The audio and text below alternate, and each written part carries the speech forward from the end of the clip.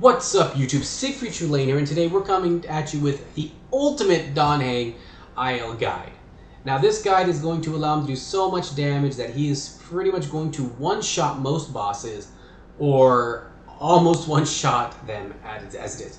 This is also going to be the easiest way to be getting Forgotten Hall clears, and as well as clearing Simulated Universe bosses that you might be struggling with.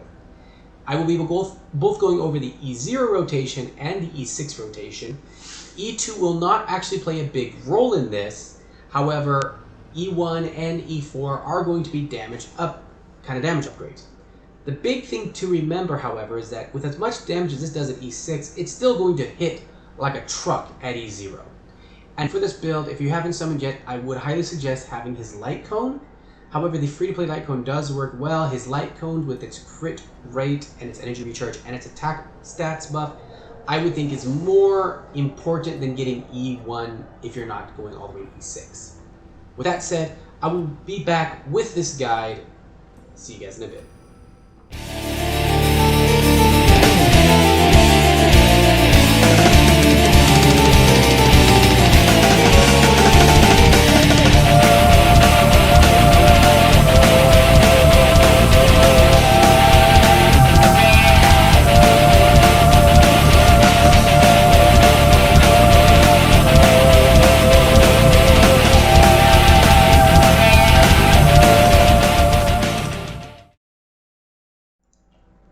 What's up, everybody? Welcome back.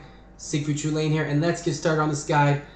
The first thing we're going to be taking a look at is the Light Cone, of course. Now, my Light Cone is R5. I went all in on this guy. However, the difference is not going to be as great as you might think. It's 12% more crit rate, and I think about 4% more energy recharge and 12% more attack doubled, so 24% more attack. So it's a 12 crit rate, 24 attack, and 8 energy recharge. Really, all you're going to be looking at getting this at R5. So R1 is superposition 1 is fine. I don't know why I'm saying R. So Light Cone wise, this of course is the best. I would say the other one, of course, being this one at R5, as it is still going to give you attack stats up to 4 times, which will be a higher attack than the main weapon gives. But that 18% crit rate does make it a lot easier to build Dan Heng. Relics. Now, one thing people are saying is that the best for Dan Heng is the 4-piece Wastelanders set. This is not the best piece, and I will tell you why. First of all, Dan Heng is running this set here, which requires 70% crit rate just to get the attack and skill damage increase. This means your Dan Heng is going to be sitting at least 70% crit rate. 10% is going to be negligible for what else you could pick instead. Also, the 20% crit damage buff is not going to come unless you are using Welt on the team and you have been built for doing ultimates. But Welt, if you were building Welt before, is probably going to be built for his damage, which is going to be the effect hit rate set, which means he's not going to be getting his ultimates as freely as you like. The other thing, when we get into the party gear sets, you're going to see why this set is going to be just more damage. With this set, you're getting the 10% imaginary damage bonus and the 12% attack. This, by the way, is very important for Simulated Universe if you're running Lucha. Of course, our main stats we're going to be going for is crit rate to 70%. Anything higher than that is fine, but not above 90. And then, of course, crit damage at 184. Realistically, on this team, if you have 70% crit rate, you're good to go. Anything above 70 is overkill. But with how my relics rolled, it just kind of happened. I mean, none of them are really just running pure crit rate, I don't believe, at this point. As you can see, they're all crit damage on them. Every single piece has crit damage. So, and every single piece rolled high crit damage. So that's kind of why, even though my crit rate is above the 70, I'm not too worried. As you can see, my crit damage is at 184. Your next stat you want to go for is, of course, going to be attack. Attack is really important. Speed, you really want him in this build to be number 3 in speed. You don't really want to be that high. Mostly because the speed is only going to really affect his opening rotation.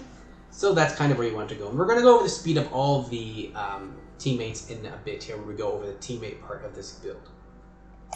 Now, let's go and talk about his Eidolons. 1 is just a damage buff, 4 is a damage buff, 3 is a damage buff, 5 is a damage buff. Not much to be said there. 2 is really good, but in this rotation, it actually will be negligible, only allowing you at times to bring his attack up sooner if you want to get it up sooner, but using Bronya will kind of fix that. So, something to keep in mind. 2 can affect the rotation, but not nearly as much as this will. This is the big effect, and will change how you run your rotation. So, we'll explain that in a bit. It's not a huge change, it's a very small change, but it is a change you would make to get this to the full amount. So, Eidolon-wise, my suggestion is E0 and his Light Cone, and if you really want to get him higher, E2 is a stopping point, E6 is obviously the whale point. Relic-wise, again, I would at least have him at least 170 crit damage and 70% crit rate, we're going to talk about that, and 3000 attack. Also, an often stat that people seem to downplay is effect resistance. This is not a bad stat to roll. If you roll effect resistance, that's fine. You are doing well with that because effect resistance is going to actually help prevent him from getting CC'd at times, which is going to be nice. But of course, crit rate to 70, crit damage 170 is what you're really hoping to get, and then attack to at least 3k. Now we're going to move on to his team. For Dan Heng's team, we are running Yukong, Bronya, and Lucha. Now, I personally find this a much better free-to-play option for the most part, except for Lucha. Bronya, everybody should have picked Bronya at the 300 pick summon. And by this point in time, you should have had that. You should have hit that 300. If you didn't, you'll be getting closer, and eventually you'll hit it. And when you do, pick up Bronya. Bronya is by far the best unit on that banner if you haven't pulled her already. Lucha, if you were listening to what people were saying about him being the best healer in game, you would have Lucha. But if you don't, you can run it with Natasha or with Bailu. It is going to change the rotation. But Lucha definitely is just going to be key on every rotation. Yukong is a 4-star. She's on the banner right now. If you pulled for Dan Heng, you most likely pulled at least one copy, if not multiple, of Yukong, unless you literally are right at pitting you for Dan Heng, in which I'd probably do a multi or two to try and get a copy, to try and get a Yukong if you can. She also, I do believe, we got a free Yukong. I believe Yukong was actually free as well when Kafka released, or in Silverwolf released. No, I think it was Kafka. When Kafka released, we got a free version of Yukong. No, it was Silverwolf, sorry. When Silverwolf released, we got a free version of Yukong. So you should have Yukong on your team. Because I do believe she was given away for free. I don't believe it was Ting Young. I'm pretty sure it was Yukong because my friend needed an imaginary unit, and she was free. So you should have at least one copy of Yukong. Her constellations, we'll go into our Eidolons a bit. Actually, Eidolons. One is good to get your team to make sure they attack first. This is good to help get her energy more. And then the only other one that really matters is going to be 6, allowing you to more easily rotate this rotation. It will be a little harder. You will have to do a little bit different of a speed check if it's not there. The big thing you're going to want to do is make sure that if you don't tap E6, you want Bronya between Yukong and Dan Heng. So, real quick, my characters, let's take a look at the characters' relic that matters. As you can see, each of my supports are going to be running the Broken Keel set. This will prevent them being CC'd, but will also allow the team to gain 10% crit damage, which stacks. In other words, this is 30% crit damage by using this set here on everybody. And then you gotta remember that 30% is also going to jump onto Bronya, giving her a bit more of a crit damage buff, not much, maybe 3 or 4 points of crit damage when she uses her ultimate. So, not a bad setup there. The second thing are speeds. We gotta tune our speed, right? Speed is kind of important. It's not the hardest to hit though. Speed boost on Lucha is a must. You want him to go first.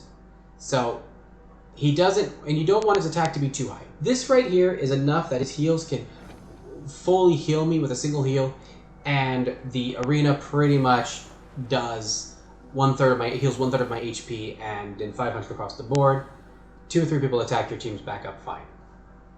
So realistically, 3.5k, around 3.5 HP, 3.7 attack, and then as much speed as possible, so that he's going first. You want Yukong to go second. You do not want her to go before Lucha, so you want her second. And then, of course, speed is what's going to be the biggest thing on her, and HP, survivability. She is not your DPS unit, she is your support unit. Her support buffs are a flat rate. They're not going to scale off her attack, which I love. So you want to have as much survivability on her as possible, so getting her above 3k HP is extremely helpful. And then, of course, making sure her speed is high enough to withstand anything else. She does have a bit of attack. Her relic set, she really just got the set that just end up falling on her, right? So you could actually run her with HP boots. You could run her with an HP chest if you want her to survive a little more. The biggest thing is you do not want her speed to be above Lucha. So if she was to, for example, run speed boots, as you can see with Lucha's speed boots here, where is he at? That would be 25 speed on top of what she already has. That 25 speed would then put her at 142, 141, 142. Either way, it would put her way above Lucha, and you need to have Lucha go first to get that extra skill point in your opening rotation. So Lucha was first, next is Ting. Now, if Ting is E6, I usually bring in Dan Heng third, so he can get an extra bonus attack. If my Yukong was not E6, I would put Bronya next. So depending on who goes next is going to really depend on Yukong. If Yukong's E6, it doesn't matter as much. So you would probably want to hit Dan Heng to go next so that Bronya can give him a second attack. If you have Bronya at E1, which is great, but you might not have her, she also will have a chance to return that skill point, allowing you to do, if you open with his skill or his talent, a 3 charge followed by a 1 charge, if not a 2 charge followed by a 1 charge, helping build his ultimate a bit faster from nothing. So that's pretty much how this team goes. Your speed builds is going to go 1, 2, and then depending on Yukong's Eidolons, 3, 4, 3, 4. Make sure that they're all running the resistance set for the extra crit damage and to ensure that they do not get CC'd, as you want to make sure that they are always available to buff. Especially these two, because Bronya and Lucha can remove debuffs. I would suggest, if you don't have Lucha, I would suggest the next one to bring in is actually Natasha for now, for her ability to remove debuffs off Dan Heng if he gets debuffed. Because he is your 1 DPS, you do want to make sure he's not CC'd and you can't remove it. So that is pretty much our team. The next thing we're going to be going over is the rotation. I'm going to be going over the differences between E0 and E1, and I will be showing it as we're in combat. So I'll see you guys in just a second when we're in combat. So now that we're in combat, I'm going to kind of showcase the different rotations and how they work. I'm going to start with the opener. The opener is always the same. If you do not have Lucha's field up, use his ultimate first so he has at least 1 stack ready to go. He will build his energy really quickly, so it's not something you have to worry about. Then you want to do a normal attack with him. Next, you want to do the buff with Yukong. If you are at E4 or higher and you use the skill to enter, you want to do a triple. It's almost, if you're at E4 or higher, it's important to always get your triple so you keep that crit damage buff up. Now, we went up pretty high there, so we're not actually worried about attacking again right away. What we're actually do is we're going to just go ahead and attack with the rotation. If she was much more likely to be killed here, I would probably actually have used Dan Heng earlier, but I want to keep our skill points getting built up, so we're going to do this. So we're starting at 2 skill points now. There are really 2 ways to run this rotation, I'm going to be honest. Now, luckily, this is absolutely perfect. This is a perfect idea where we have Bronya going first. We're going to one-shot this boss. So here's what we want to do. We want to bring Dan Heng up first. Okay. Now, the next thing is normally, I'm going to be honest, if I did not have Bronya's light cone, I would have used Dan Heng's ultimate first, but I kind of want to show how he can one-shot. But because we have Bronya's light cone, we will be getting the skill point that we need. So we're going to start off with Yukong's skill first. We're going to attack and add because I want to show just as much how much damage that Dan Heng will do in the fully bursted mode. Next, we're going to use Bronya's buff.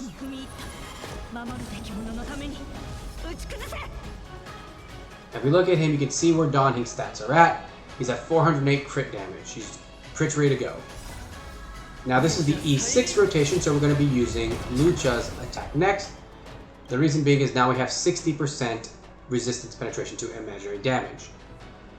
Here are the stats you can see. We have 96 damage bonus, we have 75% attack bonus, we have 67% crit damage bonus, 100% chance to crit rate, another 73% crit damage, 59% attack, another 20% attack, more crit damage down here, more attack down here.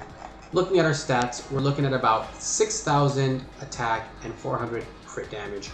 The other thing that we're looking is being shown here is the fact that she's going to also be giving off an increased damage buff as well, which is the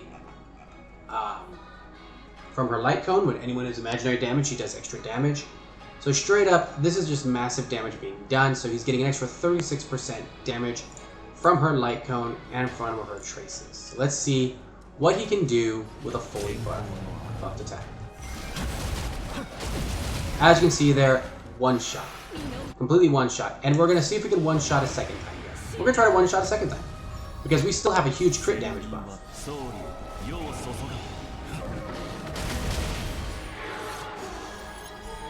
And as you can see, we are going to get the one shot again, as we still have 340% crit damage. I'm going to quit because I don't want to have my energy go away. This way I keep my energy. If you didn't know this, when you're doing these fights, if you retreat, you will keep your energy where they're at. So now what we're going to do is we're going to kind of show this case off at a idealistic E6 rotation. That was a really lucky one, to be honest, but usually that won't occur. So we're going to do this in the ideal situation, in the normal situation, not the ideal situation. Which is going to be, Bronya is not going to be up ready to attack.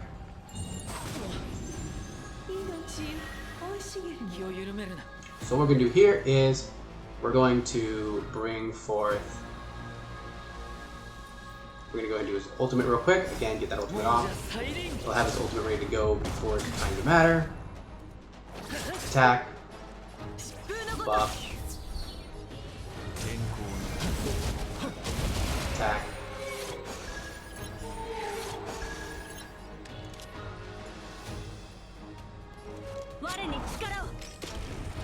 Bring him back. Do another triple. Now the big thing we're going to wait for here is we want to wait for, again, Lucha's ultimate up and ready to go. So just wait for this attack. We're going to let Lucha attack first.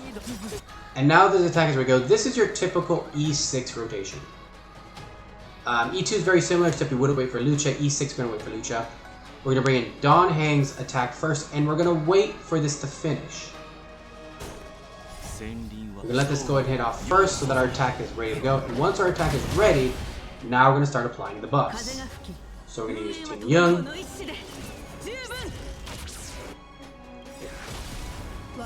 Bronya. Lucha. As you can see here, our buffs are fully applied, we're ready to go, and we're just going to finish the fight off. If I don't fuck that up like I just did. Wait a minute. That did a full 3, what the hell? 1 second. I think I just learned something new. Anyways, as you can see there, we're going to go ahead and let this go through again. Oh, I put on alt, oh that's why. Okay, I accidentally clicked the R1 button, so luckily it did the triple. Anyways. That is a typical E2 through E6 rotation. The difference being that E2, you don't really have to worry about Lucha's ultimate. Not much of a big difference. Anyways, guys, that's going to be it for this guide. This is a great way to... This is the guide that, in the way I would personally suggest running Dan Heng. He runs really well, and then it also allows another team to run Zayla runs great with Silver Wolf. Or, Kafka with Silver Wolf. Allows Silver Wolf to run a team there. And Yukong is a free unit. You should have her. I would suggest using Yukong over Tin Young, because realistically, you don't need to worry that much about the ultimate. One ultimate and everything's dead. With that said, guys, I will see you in the next video. I hope this guide helped you out. Take care.